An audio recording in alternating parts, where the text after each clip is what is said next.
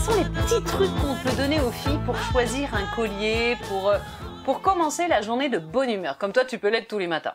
Eh ben, écoute, c'est pas compliqué, mais je pense qu'au fur et à mesure des ventes de mes colliers, je m'aperçois d'une chose, c'est que les filles sont timides. Les filles, vous êtes timides, vous n'osez pas. On n'ose pas quoi? La couleur? On n'ose pas la couleur, on n'ose pas les formes, on reste dans ce qui est le plus anonyme possible, qui pourrait aller éventuellement avec une toilette, mais c'est tout. Ou alors c'est un flash, mais qui va pas durer longtemps. D'accord. Alors ce que je propose aujourd'hui, c'est de dire aux filles qui sont un petit peu rondes, un petit peu pas en forme, choisissez des gros colliers. Qui ont du mal à s'assumer? Tout à fait. C'est ça que tu veux dire? Exactement. Je n'osais pas trop. Non, mais si, mais on est entre nous, voilà. les filles, on peut en parler. Hein. Moi, je suis ronde, hein, j'ai pas de problème là-dessus. Mais il y en a beaucoup qui ont des problèmes et qui le cachent. C'est vrai, ben, les filles, vous avez tort. Parce que les hommes, ils aiment bien les femmes rondes. Tout à fait, tout à fait. Donc, ils aiment bien aussi les gros colliers. C'est vrai. Et ce que je voulais vous dire, c'est n'ayez pas peur, n'ayez pas honte. Choisissez des colliers qui ont des formes un peu proéminentes, des grosses perles, comme celui qu'on voit là-bas, très gros, très pendu, très près de la peau, très près du corps, mais qui attire le regard. Et à partir de là, on flash et on voit pas autre chose. On voit le maquillage, on voit des boucles d'oreilles, mais le reste, ça passe inaperçu, ça passe complètement, c'est anonyme. C'est vrai que quand on a tendance à être fatigué, moi je fonctionne un peu comme ça. Le matin, on se lève, on a un peu la tête dans le cirage, pour pas dire autre chose. On a un rendez-vous, on n'a pas de joie, faut y aller. Et ben, j'ai toujours tendance à mettre des grosses pièces pour justement attirer le regard sur le collier et non pas sur ma tête fatiguée, en fait. Oui, ou sur le corps qui est un petit peu rond. Ouais, ou c'est un ça. Petit peu en forme. Ouais, faut créer un centre d'intérêt, voilà, une vision principale, en fait. Tout à fait. C'est ça. Ou alors ça peut être aussi des grosses boucles d'oreilles, quelque chose qu'on va retenir. Voilà, quelque chose qu'on va retenir de la personne. Un point sur lequel on se fixe, en fait. Tout à fait. Il faut fixer le point, les filles. Joël, comment est-ce qu'on choisit son collier? Ben, tout simplement, avec le temps, avec la couleur, avec l'émotion qu'on a. On peut se lever le matin, comme tu disais si bien, être pas en forme ou être super en forme, mais pas savoir quoi mettre. Ben, à ce moment-là, on regarde ses colliers, des vieux, des nouveaux, des anciens, peu importe, mais on va flasher sur une couleur. On va regarder en métropole. Je trouve ça triste, les gens sont noirs, habillés de noir, hein, je veux dire. Ils sont habillés de marron, habillés de bleu marine. Il n'y a jamais un collier, c'est des petites chaînes. Enfin, je veux dire, on arrive à La Réunion, tout éclate partout. C'est vrai qu'à La Réunion, on est très bijoux fantaisie par rapport à la métropole. Je crois qu'il faut en profiter. C'est vrai qu'on est très couleur. Parce que, à mon sens, ça relève aussi de la personnalité, mais aussi de ce qu'on a envie d'être. Envie de montrer. Et de refléter, tout à fait. Ouais, voilà, complètement. C'est vraiment ce que je conseillerais aux filles en tout cas. Donc même si on est en noir, on met quand même un bijou de couleur. Mais tout à fait. Si on ne met pas de couleur avec du noir, ça va être d'une tristesse affreuse. Donc n'hésitez pas, mettez de la couleur, mettez des formes, c'est ce qui est le plus important.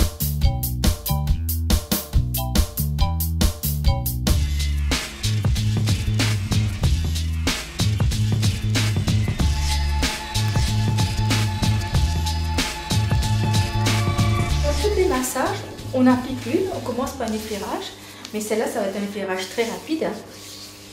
Alors toujours, on travaille sur la lymphe.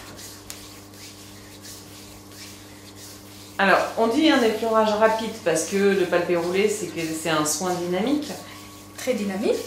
On est là pour enlever les peaux de hanche, la cellulite, du molle, lipide. Là, tu fais circuler alors, la lymphe. Là, je travaille sur la lymphe. Alors, je dégorge parce que ce massage, c'est complet. Hein, de la tête jusqu'aux pieds, hein, jusqu'à le sculpte ovale. D'accord. On n'a pas cellulite dans la tête. Ben, on doit au moins travailler la lymphe. Parce que sinon, ça reste bloqué. Alors là, je peux commencer à palper. Modèle Ayurveda, on va dire ça comme ça. On arrive à attraper la cellulite dans les mains, dans les doigts, pour pouvoir les dégorger, pour que ça aille dans la lymphe. D'accord? Cette méthode, on peut le travailler aussi sur toutes les cuisses. Les petits mouvements et les grands mouvements. Comme vous voyez, je suis un peu essoufflée parce que c'est un massage très rapide. C'est physique. C'est très physique. Voilà, on a les résultats jusqu'à au moins 2 semaines. On commence à voir la peau qui se lisse. Le premier résultat. En faisant un par semaine, 2 par 2 semaine. par semaine. Je décolle le tissu. J'oxygène le tissu pour que ça puisse décoller. D'accord? C'est ce qui est plus douloureux de travailler à l'intérieur de la cuisse. Oui, je sais. Parce qu'on n'a pas de muscles. Et chez vous, vous faites faire les tapotements. Comme ça, sur le côté. Ou le cupping. Ça fait un petit peu de bruit.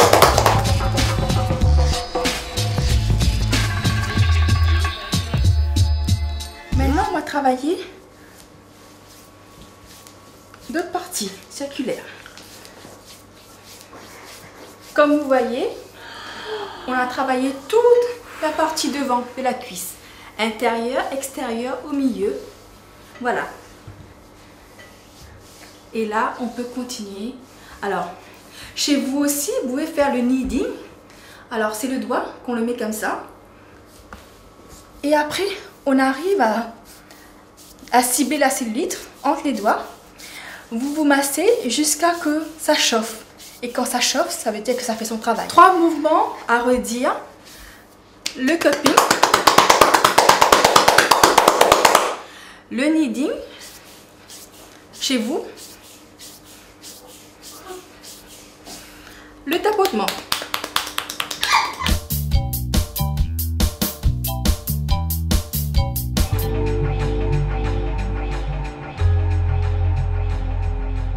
Isabelle, je voudrais un petit peu qu'on parle de toi, effectivement de cet atelier zen. Donc on a sous les yeux un magnifique plateau de table assorti aux chaises. Je voudrais savoir un petit peu d'où viennent ces idées, comment est-ce que tu travailles, comment est-ce que tu as le feeling avec le bois, parce que tu travailles toujours avec le même bois, me semble-t-il. Parce que mon amour n'est pas un amour du bois en général, Ouais. c'est un amour de ce bois. D'accord, et donc ce bois s'appelle? Le Cordia Aliodora, et il vient d'Amérique du Sud. Donc tu l'as découvert lors d'un voyage? Dans le pays où j'habitais avant, il y avait D'accord. plusieurs magasins, et quand je suis arrivée ici, je me suis aperçue qu'il y avait une certaine pauvreté en choix de bois. D'accord. Donc, l'idée... Et donc du coup, voilà. tu t'es dit, je vais m'y C'est pour moi. atteler. Voilà. C'est ça. Donc comment est-ce que tu travailles sur ce bois, plus précisément? Je fais mes modèles, D'accord. je les envoie dans mon pays. Voilà. J'ai trouvé un super artisan avec lequel je m'entends très très bien, et ben, il me les fait. Bon, ça prend du temps tout ça, hein, mais Ouais, donc sur mesure. voilà, aussi. Donc admettons tu as une commande spécifique, donc tu t'adaptes et Il le tout fait. est fabriqué sur Voilà. mesure avec ce bois-là, qu'on remarque qui est très doux. Donc effectivement, Soyeux. tu l'as verni, Mm. mais on dirait qu'il vient d'être poncé en fait. C'est super doux. C'est très très agréable. Soyeux, lumineux. C'est un bois normalement qu'on met à l'intérieur? Alors, Plus à précis. l'intérieur, en véranda, mais moi je dirais que n'importe quel bois sans traitement n'est pas fait pour être À l'extérieur? à l'extérieur. Donc, bon, voilà. Par contre, on peut mettre l'accent sur le fait qu'il est insectivore, à savoir pas de traitement. Voilà. Bon, alors, au lieu d'user de la cire, on use de la ponceuse quand c'est taché. Quand ou on voit que c'est un peu voilà. taché, ouais.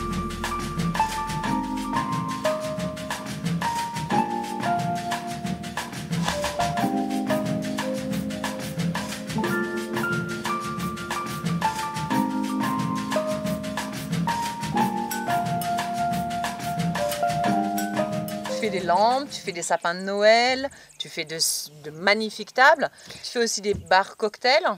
Non, Des je tables- fais du sur-mesure. D'accord. C'est-à-dire aussi, dans la mesure où les gens ont le temps d'attendre, ils peuvent me demander un modèle, et mon artisan me fait le devis, je le communique à D'accord. la personne, et si D'accord. on est d'accord, on le fait venir. Il y a un monsieur qui m'a demandé un kiosque, Ah, un Guettali? carrément. Un Guettali, les filles, trop bien. Ah ouais, c'est vrai que le bois s'y prête. Comparativement au teck, au niveau de l'entretien, parce que le teck est un bois plus usuel, Oui. Comment est-ce qu'on entretient le teck? Tu sais, on le On met de ponce. l'huile Et voilà, ouais. il faut le huiler Pareil. de temps en temps. Pareil. Là, L'entretien est le même. pas de temps en temps. Là, une fois que c'est fait, c'est fait. Après, si vraiment vous voyez qu'il est abîmé, ponceuse, quoi. Ils font 4 cm d'épaisseur en général, mes bois. Et évidemment, on peut remettre une nappe par-dessus et après on gère sa oui, déco. oui, oui, oui, Alors oui. là, on a la chance d'avoir une jolie table avec ce qu'on appelle un plateau, qui a un trou au centre dans lequel on peut mettre ses plats, Ce on qu'on peut veut. mettre une bougie. Donc là, Isabelle nous a fait une déco avec des Pommes de pin de Sillaos. et une magnifique bougie qu'on n'a pas allumée parce qu'il menace de pleuvoir. Voilà. Voilà, voilà.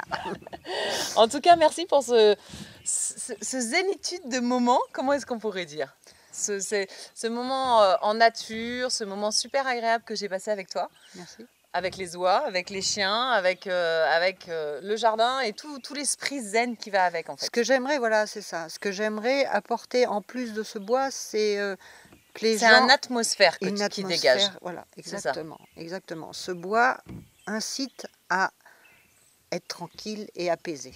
Voilà. À s'asseoir, à boire un thé Voilà, entre et copines voilà. et à discuter du bois.